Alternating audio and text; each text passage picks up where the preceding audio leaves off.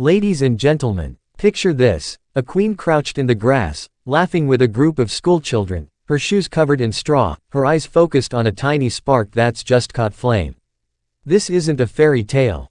It's Queen Mary of Denmark, lighting a campfire alongside third graders, proving that sometimes the most powerful lessons happen not in palaces but in nature. Just days ago, Queen Mary spent her morning in Ryvangen's Naturpark on Osterbro. And no, it wasn't for a grand royal parade, or a state banquet. It was for something far simpler, but far more meaningful: Naturens UGE, Nature Week. This nationwide program invites families and children to step away from their screens, to step outside, and to rediscover the living world around them.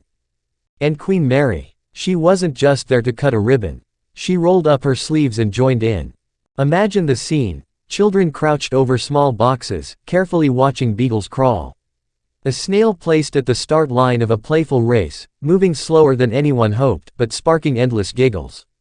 And the queen herself, striking steel against flint, smiling as a flame caught hold, while the children around her cheered in delight. And when it came time for the group photo, she didn't simply stand and smile. Instead, she led the children in shouting together, "Vi elsker naturen, we love nature." It wasn't staged grandeur. It was genuine joy. But let's pause for a moment.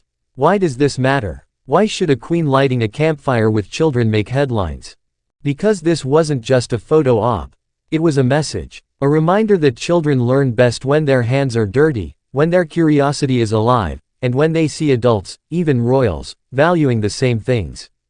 Research shows that experiences like these, holding an insect, feeling the heat of a fire they helped build, leave a deeper mark than any classroom lesson. They create respect, responsibility, and love for nature.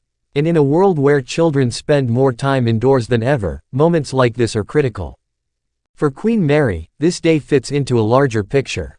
Earlier this year, she joined conservationists studying rare beetles, inspected nesting boxes, and championed biodiversity projects. Again and again, she shows up not just as a royal figure, but as a partner in environmental work, highlighting how education and conservation go hand in hand.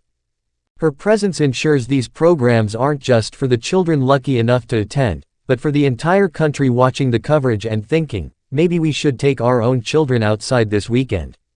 And so, that tiny flame Queen Mary struck wasn't just a campfire. It was a symbol, a spark of curiosity, a spark of joy, a spark that could ignite a lifelong love of the natural world in every child there.